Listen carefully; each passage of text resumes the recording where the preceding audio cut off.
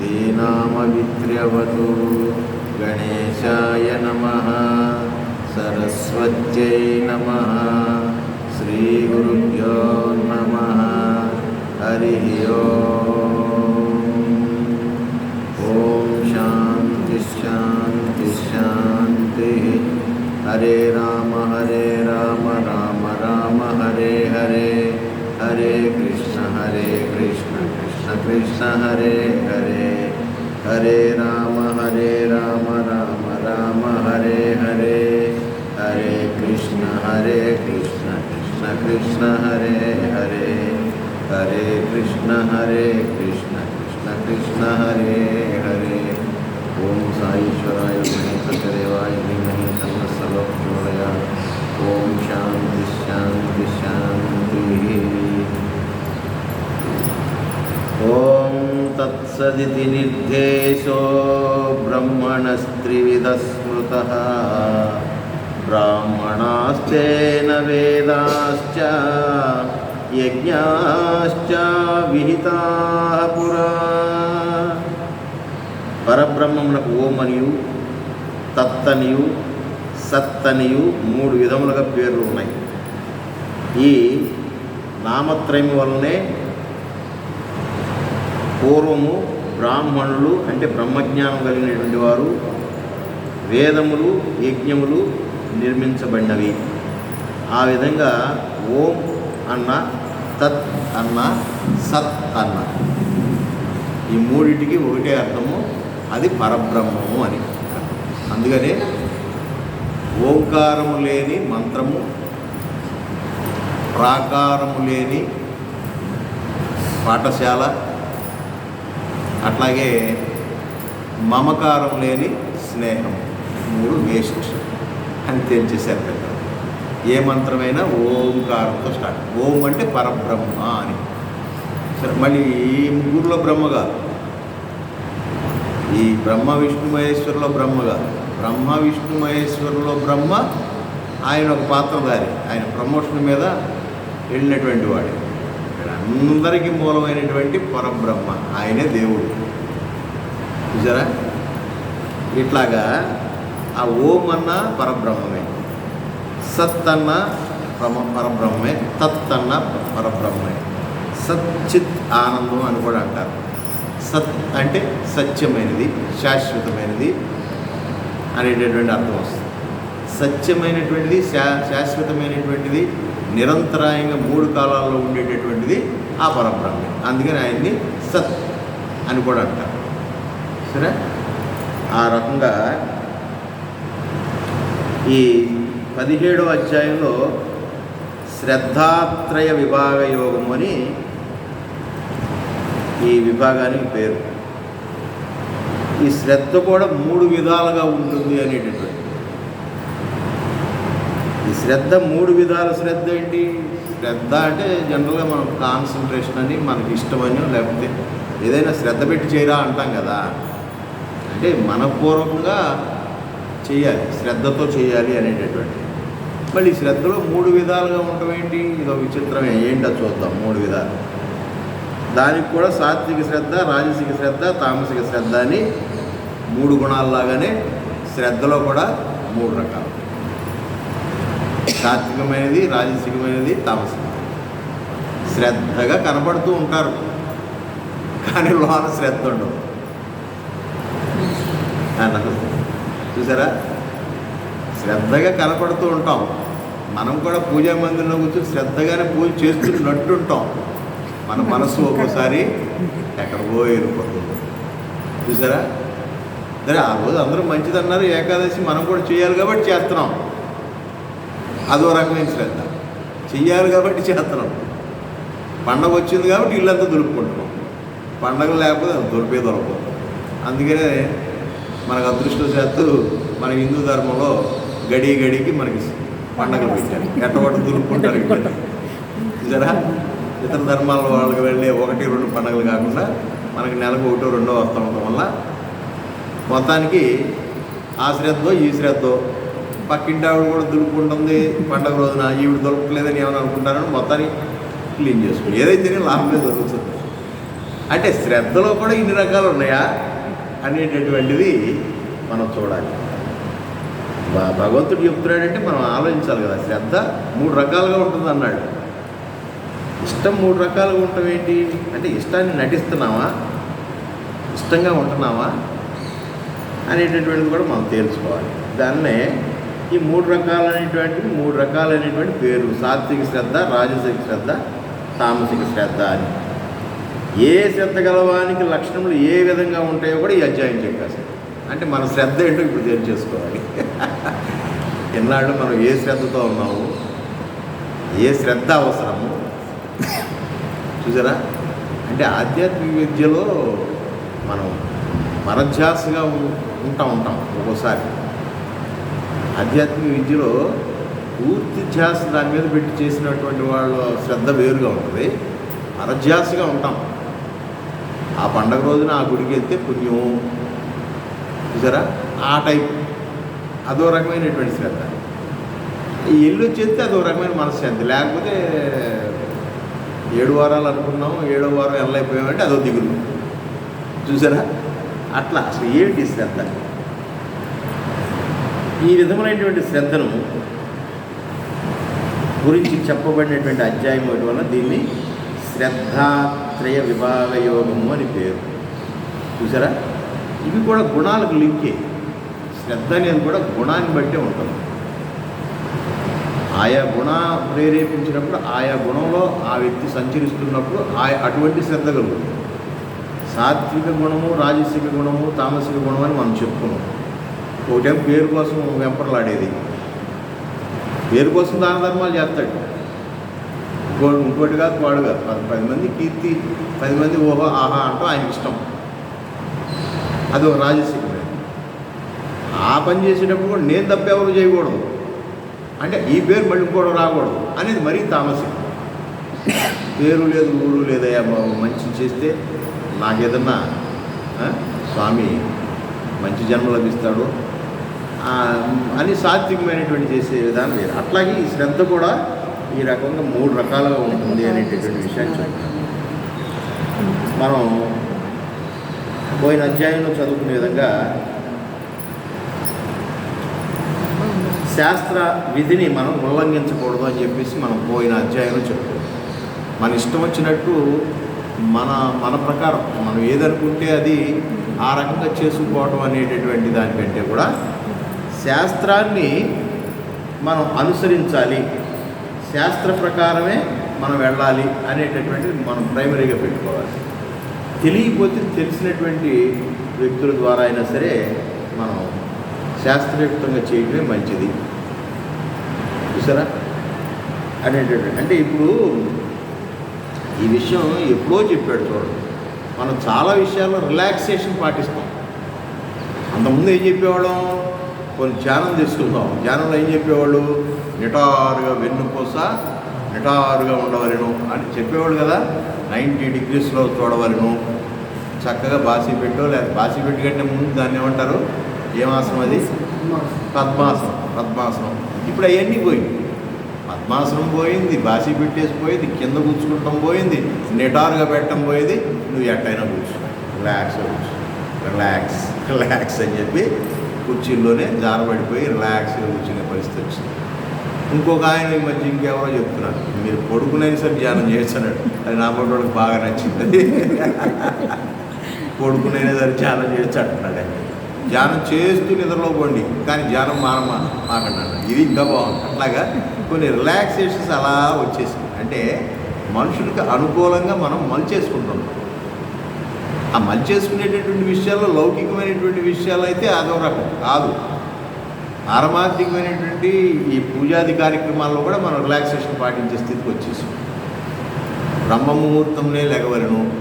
ఇప్పుడు ఇవాళ నిన్న ఎవరో యూట్యూబ్లో చెప్తున్నారు, శీతాకాలంలో బ్రహ్మముహూర్తంలో లేచి అనవసరంగా ఆ చలి స్నానం చేసి చలిగాల్లో తిరుగుతారేమో, హార్ట్ అటాక్లు ఎక్కువగా వస్తున్నాయి, 8-9 తర్వాత మెల్లిగా వాకింగ్కి వెళ్ళండి అని చెప్పాడు ఒక ఆయన. అమ్మాయి రిలాక్స్డ్గా ఉంది. 8 అయినా 9 అయినా పర్వాలేదు, కాస్త ఎండ వచ్చిన తర్వాత నిదానంగా వెళ్ళండి అని చెబుతున్నాడు ఒక ఆయన. అట్లాగా ఈ పూజాది కార్యక్రమాలు క్రతువులు వీటి విషయాల్లో కూడా మనం రిలాక్స్ పాటించడం మొదలుపెట్టాం. ఇక ఇతర ధర్మాలు ఉన్నారు, ఏం పర్లేదు, మొహం గడుపుకోపోయినా పర్లేదు, వారానికి ఒకసారి స్నానం చేసినా చేయకపోయినా పర్లేదు, సెంట్ అనేది కనిపెట్టాం కదా రాసుకో, శుచి ఇదేం కాదు, మనసులో శుచి ఉండాలి తప్ప బాహ్యమైన శుచి లేదు. ఇంకా వాళ్ళు రిలాక్సేషన్కి వెళ్ళిపోయారు. ఇంకా కొంచెం ముందు అడిగేసి నువ్వు ఏది తిన్నా పర్వాలేదు, మనసే కానీ ఇక్కడ తిని బట్టి కాదు, నువ్వు బీఫ్ తిను, ఇంకోటి తిను ఏదైనా తిను అని చెప్పి ఇట్లా రిలాక్సేషన్స్ వస్తాయి అని చెప్పి తెలుసో మరి స్వామి చూడండి. అందుకని చెప్పేసి ఈ పోయిన దానిలో మనకి మీరు ఈ దైవికమైనటువంటి కార్యక్రమాలు పాటించేటప్పుడు మాత్రం తప్పనిసరిగా శాస్త్ర ప్రమాణంగానే చేయవలసిన అవసరం ఉంది. ఎట్లా పడితే అట్లా చేయడానికి లేదు. నియమ నిష్ఠ సాంప్రదాయ ఆచార వ్యవహారాలని తప్పనిసరిగా పాటించాలి. చూసారా, సాంప్రదాయం అంటే సామాన్యమైనటువంటి విషయం కాదు. అది ఎంతో మంది మహానుభావులు ఆచరించి మనం అనుకున్నాగా సాగదీస్తే సాంప్రదాయం ఏంటని ఎన్నో తరాల నుంచి అటువంటి నిష్ఠ బ్రహ్మ ముహూర్తంలో లేగాలనేది వాటన్నింటినీ మనం తోసిపుచ్చేవి. మన అనుకూలంగా ఉంది కదా అని చెప్పేసి అది తోసిపుచ్చేసేసి శాస్త్రానికి విరుద్ధంగా వెళ్ళకూడదు. అవన్నీ తట్టుకుంటేనే శిల్పి కొట్టేటప్పుడు ఆ శిల నన్ను ఎందుకు కొడతావు, వదిలేసి అని మొత్తుకున్నా ఆ వదలకుండా అది కొడుతూ ఉంటాడు. ఆ దెబ్బలు భరిస్తే అది చివరికి గర్భగుడిలో చేరిందని చెప్పి చెప్తారు కదా. అట్లాగా మనకు కూడా ఈ ఉదయం లేకటం ఇట్లాంటివి ఈ కార్యక్రమాలు నియములు నిష్టలు ఇవన్నీ అవసరమే. చూసారా, ఇవన్నీ శాస్త్రంలో చెప్తారు. ఆ విధంగా శాస్త్రయుక్తంగా చేయవలసినవి శాస్త్రాన్ని ఓవర్లుక్ చేయకూడదని చెప్పగా ఆ వాక్యాన్ని విన్నప్పుడు అర్జునుడు మనమున ఒక సంశయం వచ్చింది. ఎవరైనా అజ్ఞానం వల్ల కానీ లేక మరి ఒక కారణం వల్ల కానీ శాస్త్ర విధిని వదిలివేసి, చూసారా, శాస్త్రంలో చెప్పినటువంటి విషయాన్ని వదిలేసి శ్రద్ధతో కూడుకుని వారై పూజా యజ్ఞాదులు ఆచరించో అట్టివారి పరిస్థితి ఏ విధంగా ఇప్పుడు ప్రస్తుతం లోకంలో నడుస్తుంది. ఇది శాస్త్ర విధిని పాటించేటటువంటి విధానం లేదు. అంటే ఆ శాస్త్రం అంటే ఏదో ఒక పుస్తకంలో ఉండేదని కాదు, అన్ని రకాలైనటువంటి గ్రంథాల్లో ఉన్నటువంటి మంచి విషయాలు. ఆ గ్రంథాలను చదివి ఆకలింపు చేసుకుని ఆ పద్ధతి ప్రకారం మనం చేసేటటువంటి విధి విధానాలు పోయి ఆ అనుష్ఠానం మనకు లేదు. నిత్యానుష్ఠానం అసలు లేనే లేదు. అంటే మనం అంతా పార్ట్ టైం జాబ్ వాళ్ళలాగా తయారయ్యాము. పూర్వం మన పెద్దలు పద్ధతులు వేరు, మన పద్ధతులు వేరు. చూసారా, ఇట్లా నాకైతే అది కరెక్టో కాదో నాకు తెలియదు కానండి, నేనైతే శ్రద్ధగా చేసుకుంటానండి అని అంటాడు. ఆ శ్రద్ధ పెడుతున్నాడు కానీ శాస్త్ర ప్రకారం చేయటం, శ్రద్ధగానే చేస్తాడు. సూదిలో దారం ఎక్కించాలనేటటువంటి దాంతో ప్రయత్నపూర్వకంగా సూదిలో దారం ఎక్కిస్తున్నాడు కానీ సూది ఇక్కడ పెట్టాడు, దారం ఇక్కడ పెట్టాడు, ఎంతసేపు ప్రయత్నం చేసి అది ఎక్కదు. కానీ శ్రద్ధగా చేస్తున్నట్టుగా నేను ఇంత శ్రద్ధగా ఎక్కిస్తున్నానే అంటే కాదురా బాబు, నువ్వు సూది ఇంత దూరాన్ని పెట్టావు, దారం ఇంత దూరాన్ని పెట్టావు, అది ఎట్టయిపోద్ది? అప్పుడు శ్రద్ధ ఉపయోగపడుతుందా? ఉపయోగపడదు. అట్లాగే నువ్వు శాస్త్ర ప్రకారం చేస్తే తొందరగా రిజల్ట్ వస్తుంది. శాస్త్రాన్ని తెలుసుకోకుండా శ్రద్ధగా చేసిన అంటే ఇప్పుడు మన భాషలో చెప్పుకోవాలంటే అన్నీ వేసిన తర్వాత కూరలో అన్నీ వేసేసిన తర్వాత ఫైనల్గా శ్రద్ధగా నూనె వడ్డించాడు అనుకోండి, శ్రద్ధగానే వడ్డిస్తున్నాడుగా, కానీ అది కూర తయారవు. ముందు దాంట్లో ఆ చట్టులో కొంచెం అది వేసుకుని ఆ తర్వాత 1 by 1 ఒక్కొక్కటి అయిన తర్వాత ఫైనల్గా మెయిన్ ఇంగ్రీడియంట్ వంకాయో దోసకాయో వేసి ఆ తర్వాత కదా. కానీ ఈయన ఏం చేశాడు, శ్రద్ధగా చేసే పని శ్రద్ధగానే చేస్తున్నాడు. అన్నీ వేసేసి ఆఖరిలో నూనె పోసాడు. అది పచ్చి కంపు కొడతానే ఉంటుంది, నూనె కంపు కొడతాను. అంటే ఇక్కడ మనం శాస్త్రం తెలియకోకుండానే అన్ని వ్యవహారాలు చేస్తూ శ్రద్ధగా చేస్తున్నాం కదా. అక్కడ కూర్చుని ప్రశాంతంగా పూజ చేయమన్నారు, కానీ నుంచుని పూజ చేస్తాం. చూసారా, ఒక్కోసారి అట్లా జరుగుతూ ఉంటుంది. అంటే ఏదైతే శ్రద్ధగా చేస్తానుగా, భగవంతుడు ఈ శ్రద్ధతో పాటు శాస్త్ర ప్రకారం కూడా చేయండి అని ఆయన కోరుకుంటాడు.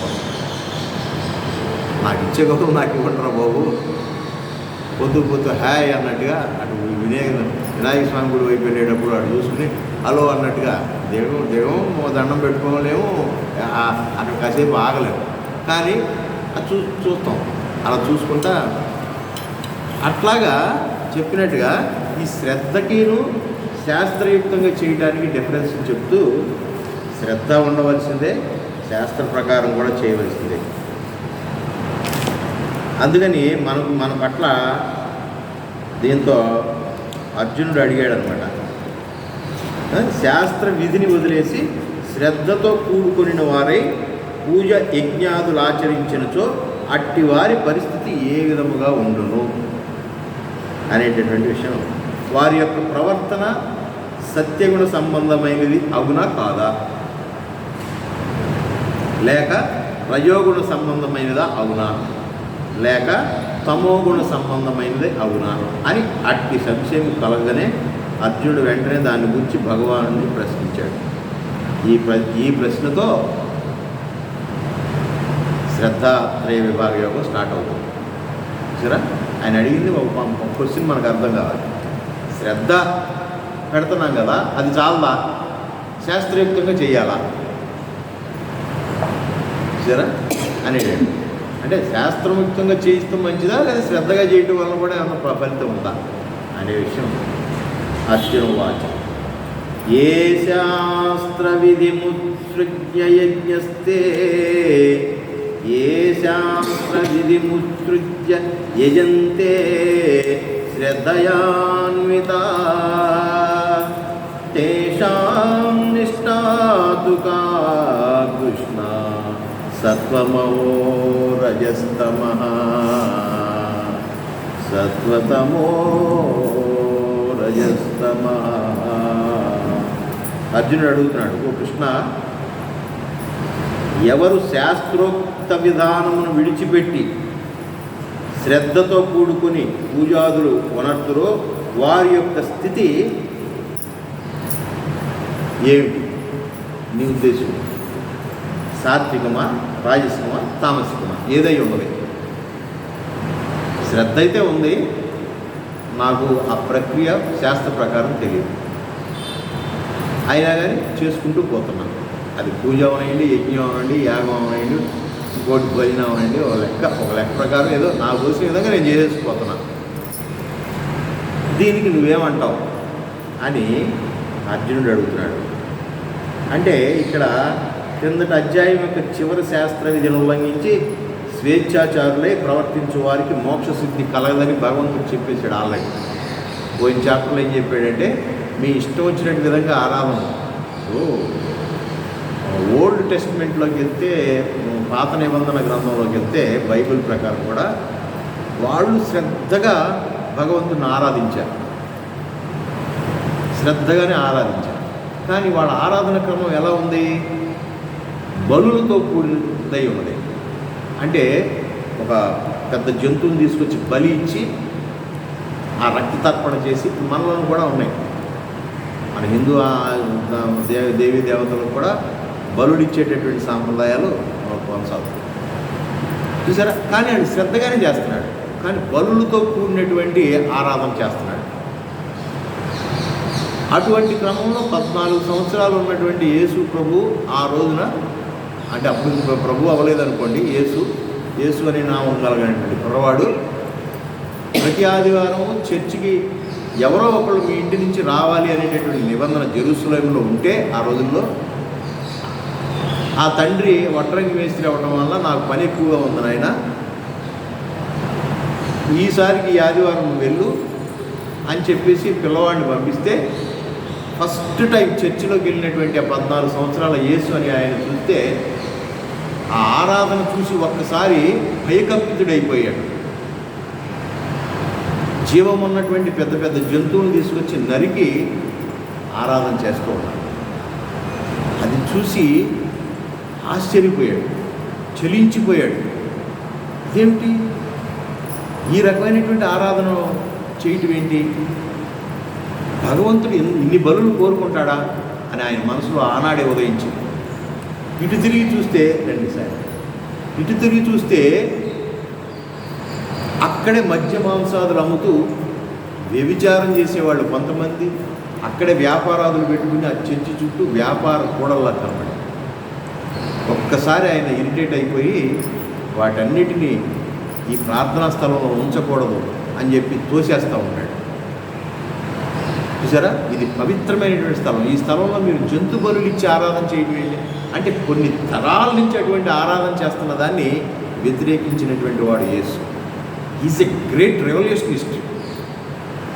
చూసారా, అప్పటి వరకు ప్రధాన యాజకులైనటువంటి పెద్దవారి చేతిలో ఆ చర్చిలు ఉండి రాజుతో సహా ఇవాళ మనం పూజారి ఏది చెప్తే అది రాజు అయినా సరే ఎవరైనా సరే ఏదేమంటే అది ఆ యజ్ఞంలో వేసేటటువంటి అంటే రాజు కూడా పూజారి మాట వింటున్నాడు. అట్లాంటి పరిస్థితుల్లో ఆ ప్రధాన యాజకులతో అంటాడు, ఇది ప్రార్థనా స్థలం, ఇదేం ఆరాధన, ఇదే క్రమం అని అంటే ఏమనుకుంటున్నావు, ఇది చర్చిలోకి వచ్చి నీ ఇష్టం వచ్చినట్టు మాట్లాడుతున్నావు, 14 సంవత్సరాల కుర్రవాడు అయి ఉండి ఏమనుకుంటున్నావు నువ్వు అని చెప్పి ప్రధాన యాజకులు అంటే ఇది చర్చ ఎలా అవుతుంది, దీన్ని కూలగొట్టి 3 రోజుల్లో కడతానన్నాడు.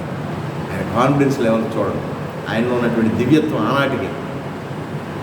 చూసారా, అంటే అటువంటి జంతువులు బలులతో కూడినటువంటి ఆరాధన శ్రద్ధగా వాళ్ళు చేస్తున్నప్పటికీ మరి దివ్య పురుషుడు ఎందుకు వ్యతిరేకించాడు? ఇక్కడ శ్రద్ధ ముఖ్యమా, లేకపోతే శాస్త్ర ప్రకారం చేయవలసినటువంటి విధి ప్రకారం చేయాలి? నువ్వు మోకరించి కన్నీటితో ప్రార్థన చేసుకుంటావో మనసుతో ప్రార్థన చేసుకుంటావు, ఎట్లా చేసుకుంటావో నువ్వు మొత్తుకో, ఏమైనా చేసుకో. కానీ నువ్వు ఒక ప్రాణిని చంపేటటువంటి పరిస్థితి నీకు ఎవరిచ్చారు అని ఆ 14 సంవత్సరాల తర్వాత మాట్లాడాడు. అదే పద్ధతిలో శ్రీకృష్ణ భగవానుడు కూడా చెప్పబోతున్నాడు. ఆయన అదే అంటున్నాడు, శ్రద్ధ లేకోకుండా అంటే శాస్త్ర విధిని ఉల్లంఘిస్తూ చూసారా శ్రద్ధగా చేస్తున్నటువంటి పూజాది కార్యక్రమాలకి ఏమని పేరు పెడతావు అని అర్జునుడు అడిగితే ఇక్కడ అంటున్నాడు, కృష్ణ, ఎవరు శాస్త్రోక్త విధానమును విడిచిపెట్టి శ్రద్ధతో కూడుకొని పూజాదులు మనర్తులో వారి యొక్క స్థితి సాత్వికమా, రాజసికమా, తామసికమా ఏదై ఉన్నది అని అర్జునుడు ప్రశ్నిస్తున్నాడు అనమాట. ఈ అర్జునుడు ఈ ప్రశ్నకు భగవానుడు సమాధానం చెప్తున్నాడు.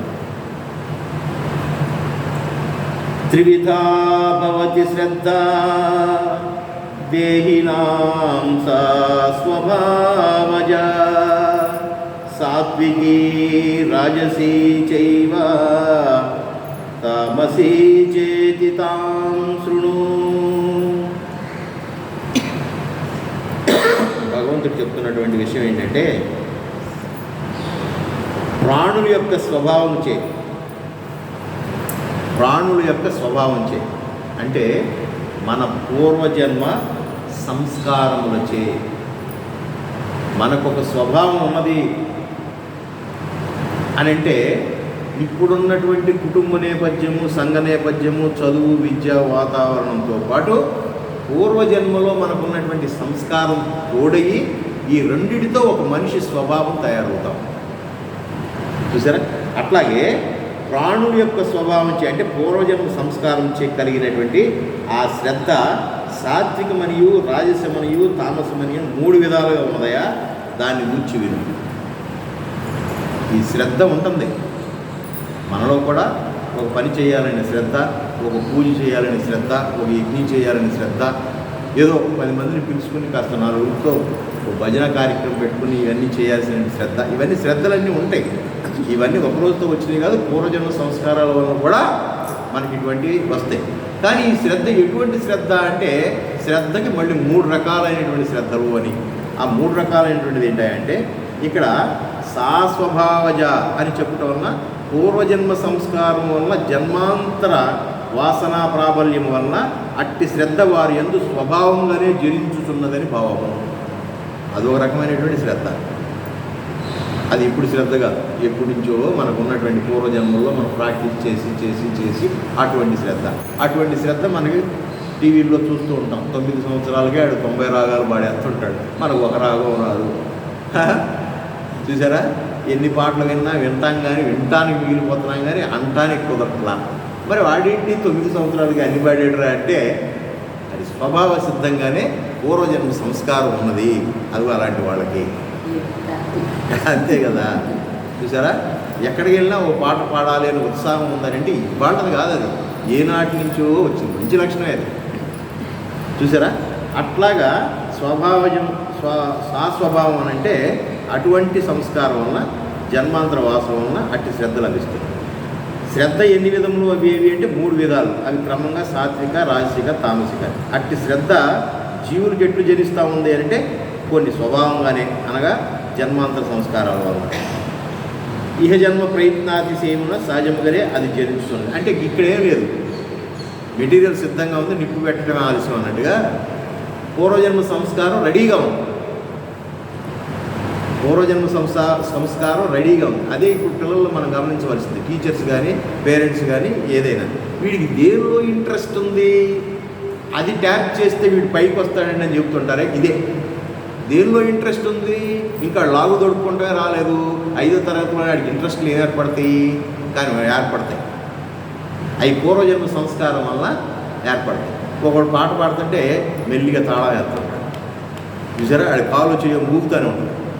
మిగతా వాళ్ళు బెదిరిసుకుని చూస్తూ ఉంటారు. ఒకడు ఆవులిస్తూ ఉంటాడు, ఒకడు అటు ఇటు చూస్తుంటాడు. కానీ వీడు మొత్తానికి శ్రద్ధగా తాళం వేస్తున్నాడు. ఆడు ఎక్కడ నేర్చుకున్నాడు, ఎక్కడ నేర్చుకోవాలా, అయినా వాడికి ఆ లయ ఇన్బిల్ట్ ఉంది, కళ ఇన్బిల్ట్ ఉంది. కళ ఇన్బిల్ట్ ఉంటేనే బాగా రాణిస్తుంది. అందుకే బాలసుబ్రహ్మణ్యం గారు కూడా అంటాడు, నాకు సరిగమనే రావు నాయన, అసలు నాకు సంగీతమే రాదు, నేను ఏ గురువు దగ్గర సంగీతం నేర్చుకున్నాను. ఘంటసాల వెంకటేశ్వరరావు గారన్నా విజయనగరం పారిపోయి అక్కడ ఉండి పాపం కొన్ని సంవత్సరాల పాటు నేర్చుకుని వచ్చాడు. బాలసుబ్రహ్మణ్యం గారికి ఏ గురువు లేడు, ఆయన స్వయసిద్ధంగానే పాడేస్తాడు. పాడటంలో కూడా ఎవరికి ట్యూన్తో ఎవరు వాయిస్తో వాళ్ళు పాడగలిగినటువంటి సత్తా. ఏఎన్ఆర్ ఎన్టీఆర్ పాట ఎన్టీఆర్ లాగానే పాడతాడు, ఆ గద్గతమైనటువంటి ఆ గంభీరమైనటువంటి స్వరంతో. అది ఏంటి అంటే అది ఇన్బిల్ట్ ఉంది, అది పూర్వజన్మ సంస్కారం. దానికి కొద్దిగా శ్రద్ధ పెడితే చాలు, రాణించేస్తాడు. అట్లాగే ఇప్పుడు మనం గమనించవలసింది కూడా అంతే. మనం పిల్లలు అయిపోయారనుకో, మనవరాళ్ళు, మనకి పిల్లల దగ్గరికి వచ్చేటప్పటికి ఈ జ్ఞానం లేదు. మనవరాళ్ళైనా మనం గమనించాలి, వీడు దేనిలో ఇంట్రెస్ట్గా ఉన్నాడు, ఆ రంగంలో ప్రోత్సహిస్తే అందరినీ మనలాగానే ఇంజనీరింగ్ తోసేయకుండా. చూసారా, అదనమాట. అంటే అటు పూర్వజన్మ సంస్కారం వల్ల ఆడికి అటువంటి స్వాభావికమైనటువంటి శ్రద్ధ ఉంటూనే ఉంటుంది. అది మనం గమనించాలి. శ్రద్ధయే అంటే సంస్కారమే లేక గుణమే మనుజుని యొక్క స్వరూపమనియు వచిస్తున్నాడు. సత్వానురూప సర్వస్య శ్రద్ధా భవతి భారత, శ్రద్ధామయోయం పురుషో యో యశ్రద్ధస్సయేవ సహ. ఓ అర్జున, సమస్త జీవులకు వారి వారి పూర్వజన్మ సంస్కారంతో కూడినటువంటి అంతఃకరణం అనుసరించి శ్రద్ధ లేదా గుణము లేదా సంస్కారం కలుగుతున్నది. చూసారా, పెద్దలు రాగానే, ఎవరన్నా ఇంటికి కొత్తవాళ్ళు రాగానే సాయిరామ్ అండో లేదా నమస్కారం అండో కూర్చోండి, మా అమ్మ నాన్న బయటికి వెళ్ళారండి మంచినీళ్ళు తాగుతారా, ఇవన్నీ కొంతమందికి ఒక్కసారి చెప్తేనే వాళ్ళు పాటిస్తూ ఉంటారు పిల్లలు. చూసారా, కొంతమంది ఉంటారు, లేడు మీ నాన్నగారు ఉన్నారా అండి, లేడు, మళ్ళీ ఇటు సెల్ ఫోన్ అలాగే. అమ్మగారు ఉన్నారా అంటే ఉన్నారు. సింపుల్గా ఏదో గారు లేదు, ఏముండదు, అంకులు లేదు, పెంకులు లేదు, దానికి ముందు వెనక ఏం చేర్చుకోకుండా పొడిగా సమాధానం చెప్తారు. ఆ టైం చెప్తారు, కట్టే కొట్టే తెచ్చే. నేను ఒకసారి ఒక 20 ఏళ్ల క్రితం నేను విజయవాడలో ఏదో ఇన్సూరెన్స్ నిమిత్తం ఒక చోటకి వెళ్తే ఆ చిన్న కుర్రాడే ఉందిలే, ఇంటర్మీడియట్ అయిపోయి ఇంజనీరింగ్కి వెళ్ళబోయే కుర్రాడు, ఆ నాన్న పెద్ద కోటీసుడు. ఆ వ్యక్తి దగ్గరికి నేను పని మీద వెళ్తే సోఫాలో కూర్చుని సెల్ ఫోన్ ఏదో ట్యాబ్ ఏదో చూసుకుంటున్నాడు. సరే కాలింగ్ బెల్ కొడితే వాడు ఇలా తిరిగాడు, వెనక్కి తిరగటమే, లెగటం కూడా లేదు, ఇలా తిరిగాడు. బాబు నాన్నగారు ఉన్నారా అంటే లేరు అన్నాడు. మళ్ళీ క్యాబ్లో దూరిపోయాడు. వాడు అటు తిరిగి ఉన్నాడు, నేను వెనకాల ఉన్నా, సోఫా అటేసి ఉంది, ఆ గుమ్మంలో నుంచి ఉన్నాను. నేను ఏం చేయాలి, లేరు అని అంటే ఇక రెండో మాటకి ఆస్కారం ఇవ్వలేదు ఆ మామయ్యకి చూడలేక. బాబు ఏం చేస్తున్నారు, ఉన్నారా నాన్నగారు అంటే అదే అండి పైన ఉన్నారు. పైన మళ్ళీ ఆయన పని చేసి అంటే నేను ఇట్లా వచ్చానని చెప్తా అన్నాడు. అంతే. సరే వీడు తెలుసు తెలియదు చేస్తున్నాడు అని చెప్పి నేనే చొరవ తీసుకుని వాళ్ళకి వెళ్ళిపోయాను. నాకు బాగా తెలిసినటువంటి వ్యక్తి ఆయన. కూర్చున్నాను, అవన్నీ చేస్తే ఆయన నొప్పుడు ఆయన నొప్పుకుంటున్నాడు. ఇక నా ఇంకా చూడట్లేదు, కూర్చోడం లేదు, మనమే కూర్చున్నాం. పేపర్ ఉంది అక్కడ, పేపర్ వేసుకుంటా కూర్చున్నాం. ఇక మెల్లిగా స్టార్ట్ చేశాను. బాబు ఏం చదువుతున్నాం అంటే ఇంటర్మీడియట్ అయిపోయింది అంతే, మరి ఏంటి నెక్స్ట్ ప్లాన్ చూస్తా అన్నాడు. ఇవన్నీ ఇవి నాకు బాగా ఇరిటేషన్ వచ్చి ఏమయ్యా దొంగలు వచ్చి ఇంటికి వచ్చి ఇంట్లో ఏదైనా ఎత్తుకుపోయిన ఇంతేనా, దానిలోనే దూరిపోయి ఉన్నావు ఏంటి, ఈ విధంగా చెప్పడం ఏంటి, సమాధానం ఏంటి, కూర్చోండి రండి అని వచ్చిన ఆయన పేరేదో కనుక్కుంది. పైకి వెళ్ళి ఆ బాల్కనీలో ఎక్కడున్నాడో అయ్యగారు ఆ నాన్నగారు బెడ్రూమ్లో ఉన్నాడో పూజా రూమ్లో ఉన్నాడు, అక్కడ పోయి పలానా వాళ్ళు వచ్చారని చెప్పడం. ఇది ఏమీ లేవా, అసలు ఏమిటిది, ఇదేం పద్ధతి, ఇట్లయితే ఎట్లా అని చెప్పి చిన్న కుర్రాడేగా సరదాగా అంటూ రేపు పొద్దున పెళ్ళయిన తర్వాత ఈ పెళ్ళాము నువ్వు కలిసి సినిమా హాల్కి వెళ్తే నువ్వు ఈ ట్యాబ్లోనూ దీనిలోనూ మునిగిపోయి దాన్ని ఎవడన్నా ఎత్తుకుపోతే నువ్వు ఏం చేస్తావయ్యా, అసలు పక్కదాన్ని కూడా గమనిస్తున్నావా లేదా, ఏం జరుగుతుందో తెలుస్తుందా నీకు అని ఈ టైప్ నేను మాట్లాడు. ఆ పైనుంచి పక్క ఎంటున్నాడు ఆ తండ్రి, పైనుంచి అపరకోటి ఆయనతో నాకు పరంగా నాతో ఆయనకి పనే లేదు. ఇంకోవడం కూడా అయితే కింద దిగి వచ్చి వేసుకునేవాడో లేకపోతే నేనన్న పని చేయకుండా చూద్దామని అనేవాడేమో, కానీ వచ్చి గవాను వాటేసుకుని ఇలా చెప్పినోడు ఎవడు లేడండి. కొన్ని వందల సార్లు చెప్పానండి. చూసారా, అంటే ఇక్కడ సంస్కారం ఎట్లా ఉంటుంది చూసారా. పోనీ ఆ తండ్రి అలాంటి వాడు అంటే అలాంటి వాడు అన్నీ చక్కగా రిసీవ్ చేసుకుంటాడు, అన్ని రకాలు తెలిసినటువంటి. మరి అట్లాంటి వాడు గడుపు ఇట్లాంటి వాడు పెట్టాడు అంటే ఈ పూర్వజన్మ సంస్కారాలు ఇట్లాగే ఉంటాయి. ఎక్కడెక్కడో ఎవడెవడో బాకీ ఉంటే ఆడి కడుపులో మన నేస్తాడు, అంతే కదా. బాగా శత్రువుని తీసుకొచ్చి కొడుకుగా పుట్టిస్తాడు. ఈడు శుభ్రంగా తిని తాగి వీడు సంపాదించినవన్నీ ఆడు శుభ్రంగా జలసా ఖర్చు పెట్టేసి నానా గొడవలన్నీ తీసుకొచ్చి కోర్టు గొడవలన్నీ తీసుకొచ్చి మీద వేసి దాన్ని తగులుకుని తీసుకొచ్చి ఈ అంటగట్టి ఈ సగం ఆస్తి అది దావాల్లో పోగొట్టి ఇవన్నీ ఏంటి శత్రుత్వం. పూర్వజన్మలో మన శత్రువు వీడు బిడ్డగా పుట్టాడని అట్లా లింకులన్నీ కలుపుతుంటాడు చూసారా. అట్లాగా ఇక్కడ 3 రకాలైనటువంటి శ్రద్ధ ఉంది కదా. సమస్త జీవులకు వారి పూర్వజన్మ సంస్కారంకు ఉన్నటువంటి అంతఃకరణ నుంచి శ్రద్ధ సంస్కారం కలుగుతుందయా. ఈ జీవుడు యొక్క శ్రద్ధే వాడి యొక్క స్వరూపంగా కలవాడై ఉన్నాడు. ఎవడెట్టి శ్రద్ధ కలిగి ఉన్నాడో అతడెట్టి శ్రద్ధయే అవుతున్నాడు. అట్టి శ్రద్ధనే గ్రహించుము. చూసారా, ఎవరికి దేనిలో ఇష్టం ఉందో ఆడు అట్లా తయారవుతాడు. మనకు దీనిలో ఇష్టం ఉంది కాబట్టి ఆదివారం ఇక్కడ ఇట్లా తయారయ్యాడు. మన శ్రద్ధ ఇది అంతే కదా. ఎవడి శ్రద్ధ వాడి, ఆ శ్రద్ధను బట్టే వాడి స్వరూప స్వభావాలు ఏర్పడిపోతాయి. వాడి ప్రవర్తన ఆ రకంగా ఉంటుంది. సాయంత్రం 6:30-7 అయితే పబ్కి వెళ్ళేవాడు ఒకడు, క్లబ్కి వెళ్ళేవాడు ఒకడు.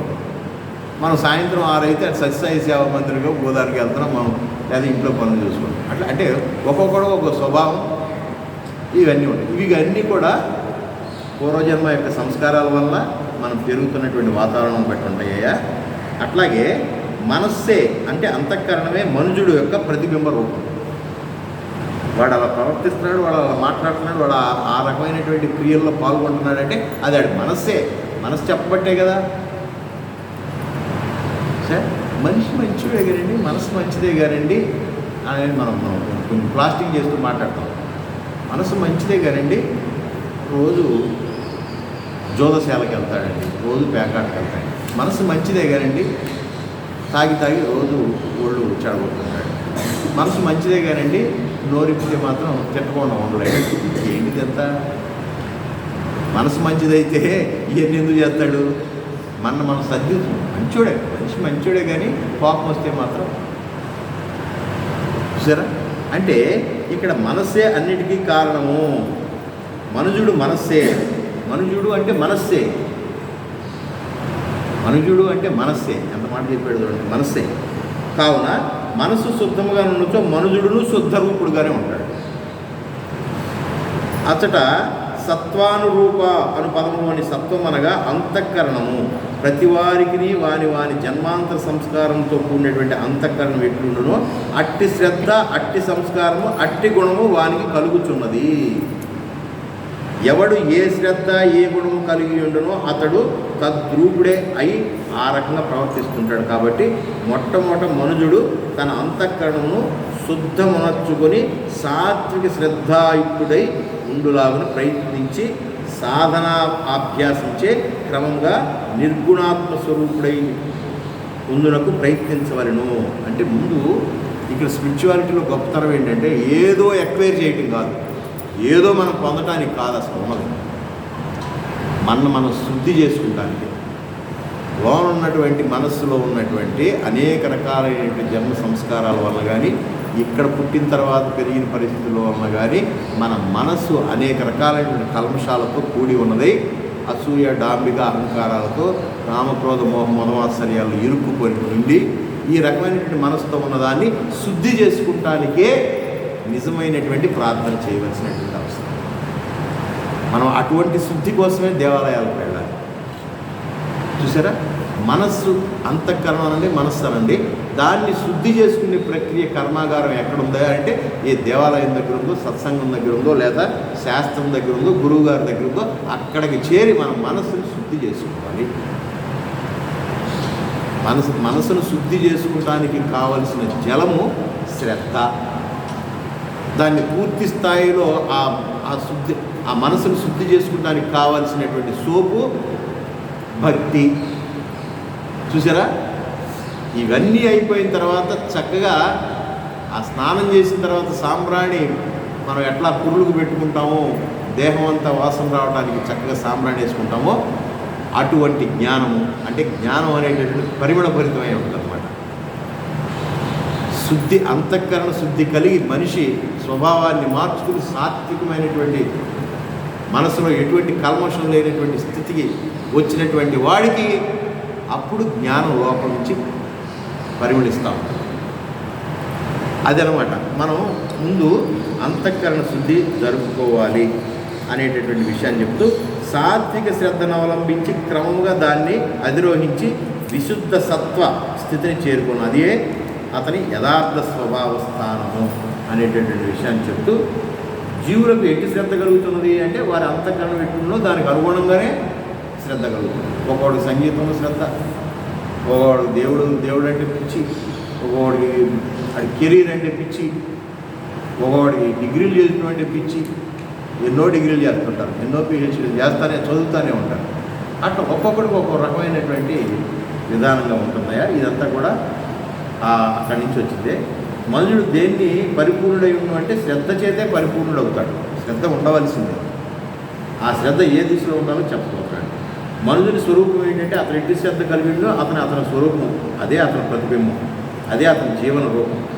వాస్తవంగా బింబభూతము ఆత్మయే అతని స్వరూపం అని ఎరువాలి. ఇక్కడ ఒక మాట చెప్తున్నాడు, యజంతే సాత్వికా దేవాన్ యక్షరక్షాంసి రాజసాః ప్రేతాన్ భూతగణాం చాన్యే యజంతే తామసా జనాః. సత్వగుణము కలిగినటువంటి వారు దేవతలను, రజోగుణము కలిగినటువంటి వారు యక్షులను, రాక్షసులను, తమో గుణము గలవారు భూత ప్రేత గణములను పూజించుతున్నారు. పూజను ముగ్గురు చేస్తున్నారు. చూసారా, భూత ప్రేతాలను పూజించేటటువంటి తాంత్రిక విద్యలు కూడా ఉన్నాయి. క్షుద్ర పూజలు చేస్తూ ఉంటారు వాళ్ళు, క్షుద్ర పూజలు చేస్తూ ఉంటారు. భూత ప్రేతాలని వాళ్ళ వశంలో పెట్టుకుని వాటి ద్వారా మనుషుల మీద ప్రయోగాలు చేస్తూ ఉంటారు. వాళ్ళు పూజ చేస్తుంటారు, వాళ్ళు శివుణ్ణి కొలుస్తారు. ఆశ్చర్యంగా అవును, శివుడి యొక్క ఆరాధన. శివుడు అందరికీ ఈయన మాస్ గాడ్, అందరికీ, సురులకి అసురులకి ఇద్దరికి కూడా. అట్లాగా వాళ్ళది పూజే. మరి అటువంటి పూజలను ఏమనాలి? కొంతమంది యక్షులను రాక్షసుల్ని తమోగుణం వారు, అట్లాగే సత్వగుణం కలిగినటువంటి వారు దేవతల్ని పూజిస్తారు. బ్రహ్మ, విష్ణువు, మహేశ్వరుడు ఇటువంటి దేవతలను పూజిస్తుంటారు. ఎవరెవరు ఏ గుణం కలిగి ఉందో వారి స్వభావం, వారి నడక, వారి ఆహారము, వారి మాట, వారి తీరు, వారి చదువు గ్రంథములు, వారు పూజించు దేవతలు తదనుగుణ్యముగానే ఉంటాయి. ఈ విషయము ఇదివరకు 14వ అధ్యాయంలో కూడా స్వామి చెప్పారట. అసురు స్వభావం గల వారు ఆచరించు ఘోర తపస్సులు ఈ 2 శ్లోకాల ద్వారా చెప్పబోతున్నారు. అశాస్త్ర విహితం ఘోరం తప్యంతే తపోజనా దంభాహజ్ఞార సంయుక్తా కామరాగబలాన్వితా కర్షయంతః శరీరస్థం భూతగ్రామమచేతసః మాం చైవాంతః శరీరస్థం తాన్ విద్యాసుర నిశ్చయాన్. ఏ జనులు శరీరమునను బట్టి పంచభూత సముదాయము లేక ఇంద్రియ సముదాయము శుష్కింపచేయువారును, శరీరమందు అంతర్యామిగా నన్నును కష్టపెట్టుచున్నవారును, దంభాహంకారంతో కూడిన వారును, కామము, రాగము, ఆసక్తి, పశుభ బలము గలవారును లేదా కామబలము, రాగబలము గలవారును, అవివేకులయ్యి శాస్త్రం నందు విధింపబడినదియు తమకును ఇతరులకును కూడా బాధాకరమైనదియగు తపస్సును చేయుచున్నారో అట్టి వారిని అసుర స్వభావము గలవారిగా తెలుసుకుంటున్నాము. ఇక్కడ ఈ మనకు అర్థం కావలసినటువంటి విషయం ఏంటంటే, మన శరీరాన్ని కూడా శుష్కించుకుని, శరీరం కూడా లెక్క చేయకోకుండా విపరీతమైనటువంటి ఉపవాస ప్రక్రియలు చేస్తుంటారు కొంతమంది. ఎంత నీరసం వచ్చినా 40 రోజులు ఉపవాసం ఉన్నారు కాబట్టి 40 రోజులు ఉపవాసం ఉండాల్సిందే అని శరీరాన్ని శుష్కింపజేసుకుంటూ, ఆ శరీరంలో నేనున్నాను, నన్ను కూడా కష్టపెడుతున్నారు అనే భావన వాళ్ళకు ఉండదు. వాళ్ళు అనుకున్నటువంటి పని చేసేయాల్సిందే. అంటే ఇది ఎలా ఉంటుందంటే, నేను 40 రోజులు ఉపవాసం చేస్తాను, నాకు ఈ కోరిక నెరవేర్చు, అందుకోసం 40 రోజులు ఉంటున్నాడు. చూసారా? అందుకోసం ఉంటున్నాడు, భగవంతుడి కోసం కాదు. అక్కడ ఆ కోరిక నెరవేర్చుకుంటానికి భగవంతుడికి నేను 40 రోజులు ఉపవాసం ఉంటాను, ఇవి ఆయన లైక్ చేయట్లా. ఆయన ఇట్లాంటివి ఆయనకి ఇష్టం ఉండటం వల్ల ఒక కోరిక నెరవేర్చుకోవడానికి ఇంతగా నిన్ను బాధ పెట్టుకుని, ఇంట్లో వాళ్ళని బాధ పెట్టి, లోపల ఉన్నటువంటి నన్ను కూడా బాధ పెట్టేంత పరిస్థితిని తేవాల్సినట్టు అవసరం లేదు. శరీరంతో అంత భయంకరమైనటువంటి క్రియలు చేయాలి. అంటే ఇప్పుడు తగ్గిన కానీ పూర్వంలో ఇంకా ఎక్కువ ఉండే హఠయోగం అని, ఒంటి కాలు మీద ఉంచుంటాడు. ఇప్పటికీ ఉన్నారు. మన కుంభమేళాలో కొంతమంది సాధువులు ఆయన చెయ్యెత్తి ఇట్టా పట్టుకుని ఉంటానన్నాడంట జీవితాన్ని. ఇట్టాగే ఉంటాడు. ఈ చెయ్యి అంత సన్నబడిపోయి చూసారా? మొన్న ఈ ప్రయాగంలోకి వచ్చినటువంటి సాధువులు ఒక్కొక్కడు ఒక్కో రకం. వాటి వల్ల పెద్దగా ఉపయోగం లేదని ఆయనే చెబుతున్నాడు. శరీరాన్ని సృష్టింపజేసుకుంటూ ఆ బాధ మీదే చేస్తుంటారు తప్ప, అంటే నేను అన్నిటికీ అతీతుడిని అయ్యాను, నీ మీద ధ్యాస పెట్టాను చూసుకో అని ఒక ప్రూఫ్ కోసం చేస్తున్నారు తప్ప పూర్తి స్థాయిలో మనసు నిలబడదు. వాస్తవం చూసారా? అట్లాంటివి చేస్తున్నారయ్యా. ఏ జనువులు ఆ శరీరం బట్టి పంచభూతాలు సముదాయము లేక ఇంద్రియాలని సమూహము, అంటే ఉపవాసం చేయటువంటి వాటి ద్వారా అనవసరంగా శుష్కింపజేయుచున్నారు, శరీరాన్ని కష్టపెడుతున్నారు. అట్లాగే దంభ అహంకారంతో కూడిన వారై, కామము, రాగము, ఆసక్తి గలవారై, ఇవాళ పశుబలం ఉంది కాబట్టి, వయసులో ఉన్నాడు, బలం ఉంది కాబట్టి మంచులో నుంచుంటాను, ఒంటిగాల మీద నుంచుంటాను, ఉపవాసాలు చేస్తాను అంటున్నాడు. మరి ఆ బలం కాస్త తగ్గిన తర్వాత చేయగలుగుతావా? అంటే మన ఆరాధన క్రమం నిరంతరాయంగా ఉండాలి తప్ప ఏదో కొద్ది కాలం చేయగలిగి కొద్ది కాలం చేయలేనటువంటి పరిస్థితి ఉండే ఆరాధన నువ్వు సెలెక్ట్ చేసుకోవద్దు అంటున్నాడు. చూసారా? అందుకని ఇక్కడ తమకు ఇతరులకు కూడా బాధాకరమైన తపస్సును చేస్తున్నారు కొంతమంది. అట్టి వారిని అసురు స్వభావం గలవారని తెలుసు. ఏదో మొండిగా చేయటం అన్నమాట. అట్లాగా అశాస్త్రవీతం అంటే శాస్త్రం నందు విధింపబడని కార్యములను ఎవరిని చేయరాదని గీత శాసించుతుంది. అంటే ఘోర తపస్సులు, భయంకర రాజస తామస క్రియలు శాస్త్ర విహితములు కావు. సరే, ఘోరమైనటువంటి తపస్సులు, ఈ ఇల్లు వాకిలి అన్నీ వదిలిపెట్టేసి ఎక్కడో మంచు పర్వతాల్లో కూర్చొని ఘోరమైనటువంటి తపస్సులు వాళ్ళకు కూడా చిక్కడిన. భక్తి పరులు చెప్తున్నాడు ఈయన. జ్ఞానానికి కూడా చిక్కడిన. జ్ఞానవంతుడు లైక్ చేస్తావా, భక్తి పరులను లైక్ చేస్తావా అంటే జ్ఞానవంతుడు ఆయనను లైక్ చేసినా చేయకపోయినా ఆయన స్థాయి వేరు. నేను ఇమీడియట్గా కరుణించేది భక్తి పరుణ్ణే అని, నా పట్ల భక్తి శ్రద్ధలు ఎవరికి ఉన్నాయో వాళ్ళు నా రాణితో సమానం, నన్ను గురించి తెలుసుకుందాం అనుకునేటువంటి వాడు నా మంత్రితో సమానం అని చెప్పేసి ఒక సందర్భంలో సత్యసాయిబాబా చెప్పినట్టు. మంత్రి ఎక్కడి వరకు పరిమితము అని అంటే ఆ హాల్ వరకే. మంత్రి రాజుగారి కోటలోకి, రాజుగారి బెడ్రూమ్లోకి, రాజుగారు రాణిగారు పడుకున్న బెడ్రూమ్లో వెళ్ళి మంత్రి కూర్చోలేడుగా. బాగా అయితే వరండా, ఆ వరండాలో నుంచి నట్టింట్లోకి, ఇక అక్కడ కూర్చోవాల్సిందే. అక్కడి నుంచి రాజుగారికి కబురు వెళ్ళదు, మంత్రి గారు వచ్చారు అని. కానీ రాణిగారికి ఏ అడ్డంకి లేదు. రాణిగారికి ఏ అడ్డంకి లేదు. డైరెక్ట్గా రాజుగారి బెడ్రూమ్లో రాజుగారి బెడ్ మీద కూడా పడుకుంటుంది. కాబట్టి అంత యాక్సెస్ ఎవరికి ఉన్నది నా దగ్గర అని అంటే భక్తుడికే ఉంది. జ్ఞానవంతుడైనటువంటి మంత్రి అక్కడ కూర్చోవాల్సి, అంటే జ్ఞానానికి కూడా కొద్దిగా దూరం పెడతాడు తప్ప భక్తుడిని మాత్రం ఇమీడియట్గా తనతో జాయిన్ చేసుకుంటాడు.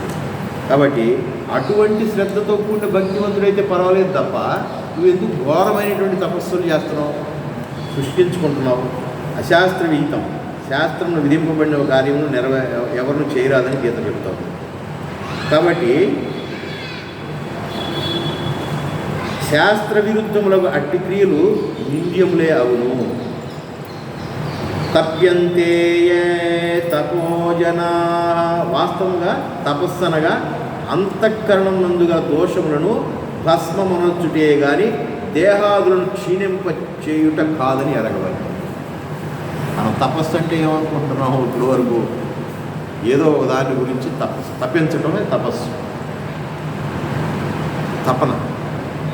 అది పొందాలి, ఆ భగవంతుని సాక్షాత్కారం పొందాలి, తపన ఉండవచ్చు. అది తపన ఎక్కడుండాలి తపన? నీ మనస్సులో తపన ఉంటే చాలు. నీ మనసు నిలబడాలంటే నీ శరీరం ఒక రకమైన ఆరోగ్యంతో ఉండాలిగా. నీ ఆరోగ్యం క్షీణించినటువంటి శరీరంలో మనసు ఎట్లా నిలబడద్ది? ఇది భగవంతుడు అడుగుతున్నాడు. అందుకని శరీరాన్ని సృష్టింపజేసుకుంటూ నీ మనసుని నా మీద ఎట్లా పెడతావు? ఒక పక్కన పంటిపోటు, భయంకరమైన పంటిపోటు, నా మీద శ్రద్ధ ఎలా పెడతావు?